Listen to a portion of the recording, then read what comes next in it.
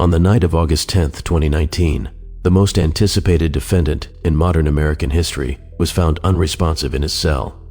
Jeffrey Epstein, billionaire, convicted sex offender, and the man whose little black book contained the names of presidents, princes, and prime ministers, would never face trial. The questions that died with him that night have never been answered, and they may never be. Welcome to the first episode of this documentary series examining the case of Jeffrey Epstein. Over the coming episodes, we'll trace the arc of one of the most disturbing criminal cases of our time, from Epstein's rise to wealth and influence, through the crimes he committed and those who enabled them, to the aftermath that continues to unfold today. But we begin here at the end, because understanding how Jeffrey Epstein died and the circumstances surrounding that death is essential to understanding everything that came before. Let's establish the timeline with precision. On July 6, 2019, Jeffrey Edward Epstein was arrested at Teterboro Airport in New Jersey. He had just returned from Paris on his private jet.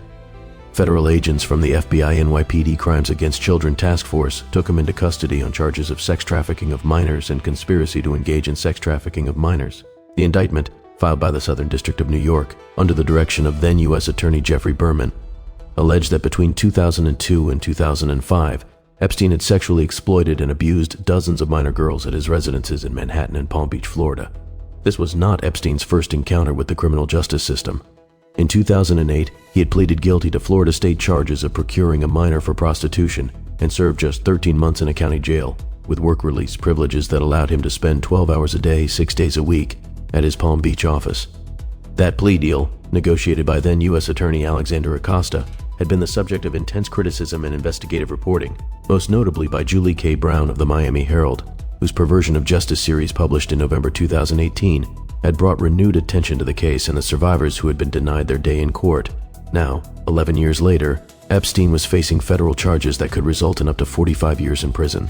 He was 66 years old. On July 8, 2019, 2 days after his arrest, Epstein appeared before U.S. Magistrate Judge Henry Pittman. Prosecutors argued that he posed an extreme flight risk, citing his wealth, estimated at over $500 million, his private aircraft, his multiple properties including a private island in the U.S. Virgin Islands, and his foreign passport found in a safe at his Manhattan townhouse. The passport, issued by Austria, bore Epstein's photograph but a different name and listed his residence as Saudi Arabia. Epstein's attorneys claimed the passport was a relic from a different era, obtained for personal security purposes. On July 18th, U.S. District Judge Richard Berman denied bail. In his ruling, the judge cited the danger Epstein posed to the community and the risk of flight, stating that the government had established by clear and convincing evidence that no combination of conditions would reasonably assure the defendant's appearance. Epstein was remanded to the Metropolitan Correctional Center in Manhattan, a federal detention facility that had housed some of the most notorious defendants in American history, including mob boss John Gotti, terrorist Ramzi Youssef, and Ponzi schemer Bernie Madoff. The MCC, as it was known, was a 12-story brutalist structure in lower Manhattan that had been plagued for years by reports of understaffing, deteriorating conditions, and management failures. What happened inside those walls over the next 3 weeks would become the subject of intense scrutiny, multiple investigations, and enduring controversy. On July 23, 2019, Epstein was found semi-conscious on the floor of his cell with marks on his neck. His cellmate at the time was Nicholas Tartaglione, a former police officer awaiting trial on quadruple murder charges. According to Bureau of Prisons records and subsequent reporting, Epstein was placed on suicide watch, a protocol requiring constant observation, removal of potentially dangerous items, and regular psychiatric evaluation. But on July 29th, just 6 days later, Epstein was removed from suicide watch. According to a psychological assessment cited in later investigations, Epstein had denied being suicidal, claimed that his injuries from July 23rd had been inflicted by his cellmate, and convinced mental health staff that he was not at imminent risk of self-harm. This decision would later be questioned by the Department of Justice's Office of Inspector General. Following his removal from suicide watch, Epstein was placed in the Special Housing Unit on the 9th floor of the MCC, designated for inmates requiring heightened monitoring. He was assigned a cellmate, a practice intended to provide an additional safeguard against self-harm. However, on August 9th, that cellmate was transferred out of the facility. No replacement was assigned. Jeffrey Epstein spent his final night alone. The events of August 9th and 10th, 2019 have been reconstructed through Bureau of Prisons records, security footage analysis, and the subsequent criminal prosecution of 2 correctional officers who were on duty that night. According to court documents filed in United States versus Tova, Noel, and Michael Thomas, the two officers assigned to Epstein's unit failed to conduct the required rounds, checks every 30 minutes, for approximately 8 hours overnight. Instead, according to prosecutors, they slept, browsed the internet, and moved around the common area of the unit.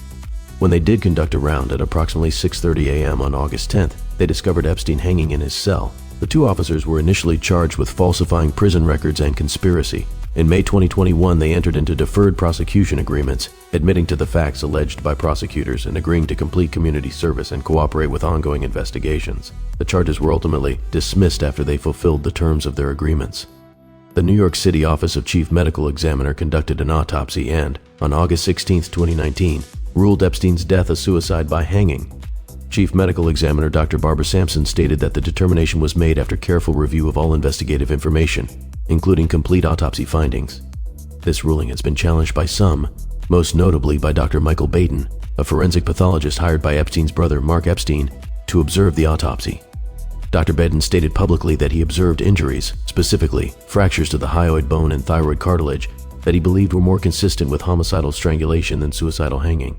However, Dr. Baden also acknowledged that such fractures can occur in hangings, particularly in older individuals, and that he could not make a definitive determination without access to all the evidence. It is important to note here what the available evidence does and does not establish.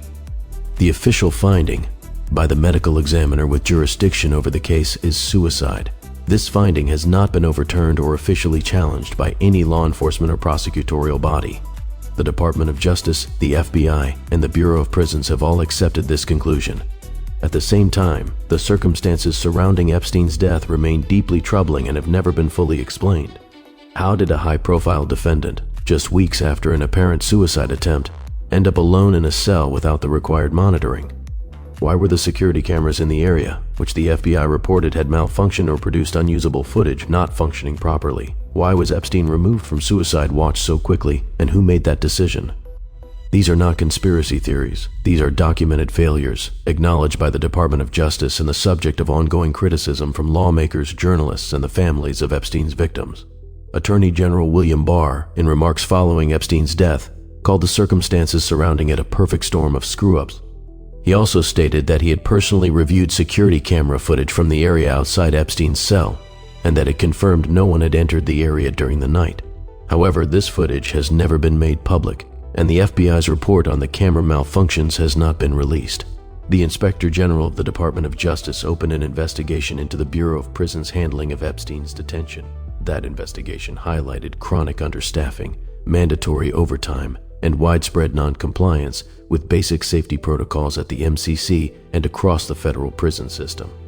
What we can say with certainty is this: Jeffrey Epstein's death deprived his victims of the trial they had waited years to see.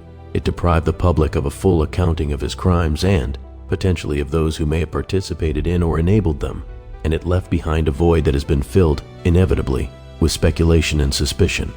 In the weeks and months following Epstein's death, attention turned to his alleged accomplice, Ghislaine Maxwell, the British socialite who had been named by multiple accusers as a central figure in Epstein's operation. Maxwell was arrested in July 2020 and, in December 2021, was convicted by a federal jury on 5 counts, including sex trafficking of a minor. She was sentenced to 20 years in federal prison. Her case and the testimony that emerged during her trial will be examined in detail in later episodes of this series. The criminal investigation into Epstein's co-conspirators, announced by the Southern District of New York in the wake of his death, has not resulted in additional prosecutions as of this recording. Several civil lawsuits brought by Epstein's victims have been settled, including cases against his estate, which was valued at over $600 million at the time of his death. For the survivors, the women who were girls when Epstein abused them, his death was a complicated moment. Some expressed relief that he could never hurt anyone again. Others expressed frustration that they would never see him held accountable in a court of law. Courtney Wild, one of the first victims to speak publicly, told reporters that she felt cheated. Virginia Gouffre, whose lawsuit against Ghislaine Maxwell helped bring renewed attention to the case, said that Epstein's death was not justice. As we move forward in this series, we will examine how Jeffrey Epstein built his wealth and influence, how he gained access to powerful figures across politics, finance, and academia, and how he was able to abuse girls for decades with near total impunity. We will look at the 2008 plea deal that many have called a miscarriage of justice, at the network of enablers who surrounded him, and at the survivors who refused to be silenced. But we begin here, with his death. because it is the event that crystallized the central mystery of this case. How did Jeffrey Epstein get away with it for so long, and who else was involved? These are questions we will pursue with rigor, with respect for the facts, and with an unwavering commitment to the survivors whose voices were silenced for far too long. If you or someone you know has been affected by sexual abuse, resources are available. In the United States, you can contact RAIN, the Rape, Abuse, and Incest National Network, at 1-800-656-4673 or online at rain.org. You are not alone, and support is available. Join us next time as we go back to the beginning, to Jeffrey Epstein's origins in Brooklyn, his unlikely rise on Wall Street, and the first signs of the predatory behavior that would define his life.